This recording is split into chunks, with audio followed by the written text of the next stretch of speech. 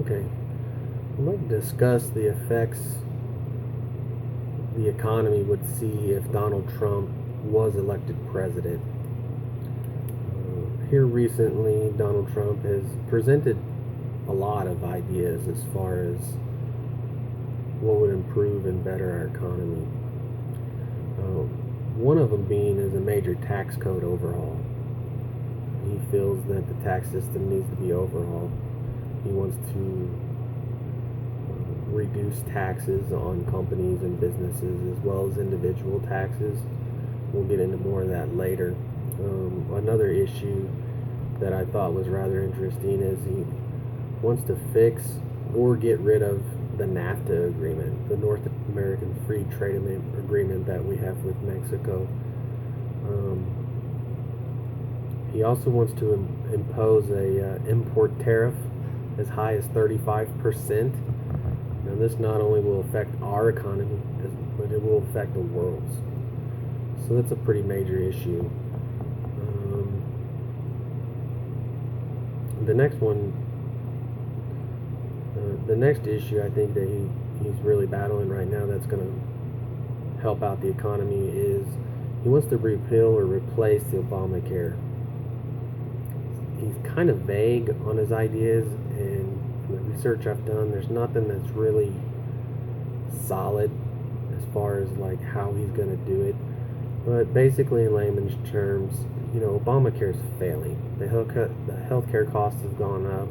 The insurance cost is expensive. It's just not working for the American public. So it's something that he wants to replace.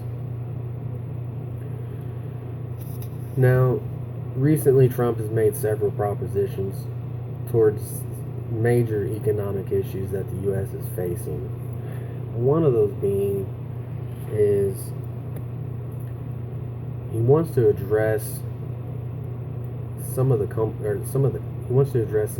abuse, quote, abuse is what he said, that some of the countries they take advantage of the United States. And he calls it abuse. They abuse our trade. And the particular countries I'm talking about that I'm going to hit on is like China, Mexico, and here recently, this past week, he talked about how Vietnam is starting to do it as well. Basically, what he's getting at with these countries is that with their current conditions and tax codes, it's basically cheaper for local American companies to relocate in China, Mexico, Vietnam, and manufacture goods there. Now, the reason why they're doing that is because, well, number one, the primary reason is the tax code system that we have is it's rather complicated, and it could get rather expensive, especially when you talk about going to countries like China or Mexico that really don't have the restraints or the leverage as far as the government goes. And they're a little bit more lenient. They want these companies to come to their country because it in turn equals more dollars to them.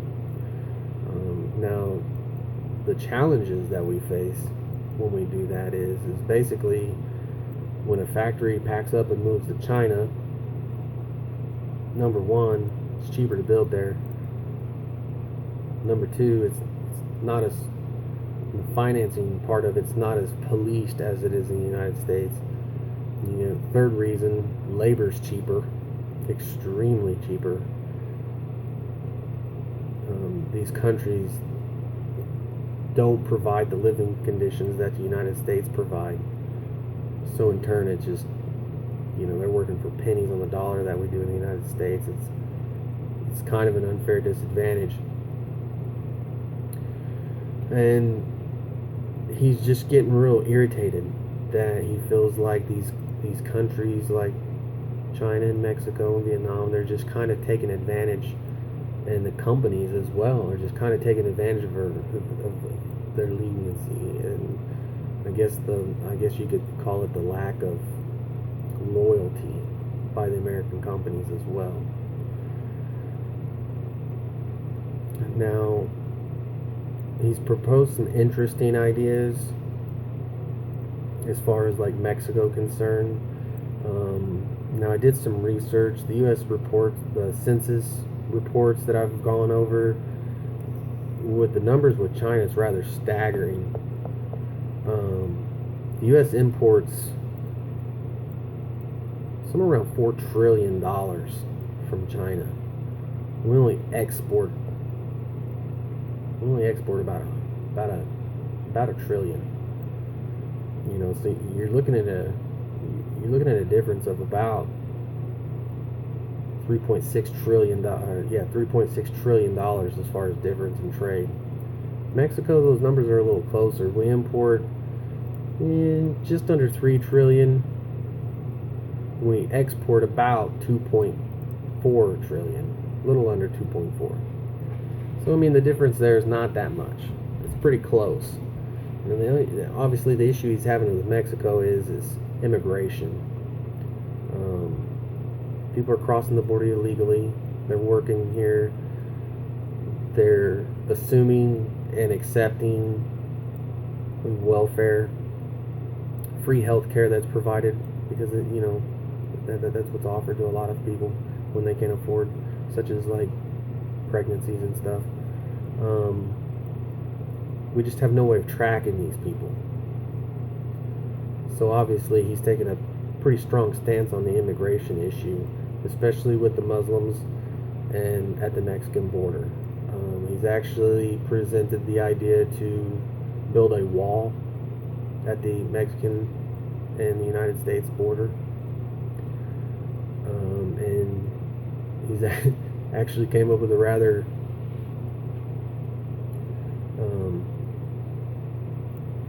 interesting proposition. The numbers show that basically Mexico makes somewhere around 58 to 60 billion dollars a year on the trade goods from America. He wants to use that as leverage to make the Mexican government pay the cost of what the wall is going to cost to be built, and they're looking at somewhere between 10 to 12 billion. I must say, I kind of have to lean towards him on it. At first, it sounded a little ludicrous, but when you're talking about those kinds of numbers, that's really not a lot of money considering how much they make off of the American economy. Obviously they're a little infuriated hearing about this proposal from him, but when it comes down to it, as a country, the United States spends a lot of money as far as tracking and keeping records on the citizens, and then when we have the issue that we're having with Mexico and the immigration issues, they're coming in here, they're not paying taxes, they're making American money, they're sending them back to Mexico. And I think the biggest issue he has with these countries is when our money leaves. A lot of our money leaves the country. We have to spend twice as much to get it back, and it's just there's not a flow here. It's upsetting the flow of money. So I think, and that's where the tax issues, what he wants to address as far as the tax goes and reforming the tax codes. He wants to address all that, and he actually has some pretty good ideas. Now, speaking of the numbers, that I was talking about,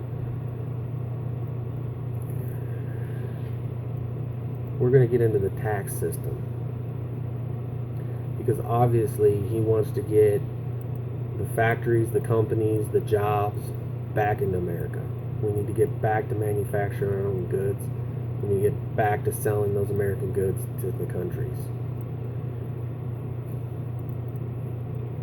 Now he wants to do that with what he calls his tax system, is a reduced rate tax plan. Basically, number one, his tax plan is going to substantially lower individual and corporate income tax. This is also going to eliminate several complex tax features that currently exist and make it really complicated and tough on these companies to operate in the United States. And what I mean by tough, I mean expensive. Number two, he wants to increase higher interest on debt. But if these ideas are appropriately funded, it will help reduce tax rates and the cost of capital to do business in the United States. Those are the main things. You reduce tax rates, and you're going to make it cheaper to do business here for companies. And there we go, talking about bringing them back. So with, in a nutshell, with these, this is very vague, but in a nutshell, the tax system we propose, it should increase the GDP, the gross domestic product, by 11% in a 10-year frame. Now, this gets rather complicated, so I'm going to try to be as simple as possible with it. Now, I got all these numbers off the Census, U.S. Census report. They kind of did a report on his tax plan, and it basically is going to show that the plan that he presented is going to lead to a 29% larger capital stock, 6.5% higher pay wages, and roughly about 5.3 million more full-time jobs in the United States. So basically what he's talking about here is, when you talk about a 29% larger capital stock, it means he's basically, there's going to be more businesses here. Number one. When you talk about a 6.5% higher wage increase, people are going to make more money. That's a substantial difference. 6.5% is big. I know people who look forward to a 1.5% pay increase every year. So when you're talking about over a 10-year period, you're increasing a 6.5% wage increase on the bottom line. It's pretty big. And then also you're talking about 5.3 million more jobs. And obviously that's because the intentions here is to bring all those companies back to the United States. Bring the manufacturing back. Start making the American goods in America and trading them and exporting them back out. Now basically these changes, ultimately what they're going to do is, basically he's going to cut taxes, and this is going to lead to a higher after-tax income for all taxpayers, all spectrums, not just the rich, middle class, upper middle class, lower class, poor. All tax brackets are going to experience an after-tax income increase. The reductions are pretty major. He's talking about doing a 15% reduction. It's going to be 10 to 15%, and basically it's going to be straight across the board. Businesses are going to have a 15% tax rate, and there's also, he wants to eliminate some expenditures. That's about a 10 to 15% cut on taxes from companies. Now, the conclusion of this is, that a lot of people are sitting here talking about, well, I hear about tax cuts, less money, less money, less money. How's that going to help the deficit? Makes sense, to be concerned there. But what we're looking at is the research that I'm looking at, and again, this is stuff that's done off the census, not the census. This is all the research that I've done on the Tax Foundation. With the Tax Foundation went through his tax plan here, and I'm going to pull these numbers up so that I'm not lying to you here, because I found them rather interesting. Let me make sure I've got them.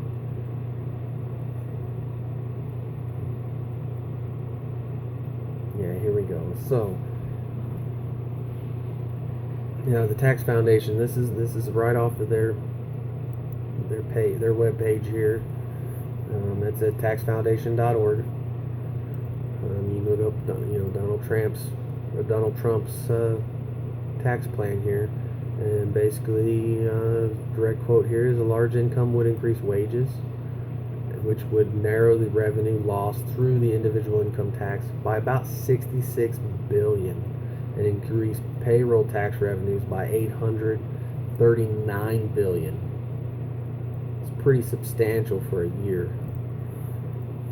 I think the most important thing here to remember, though, is you have to remember,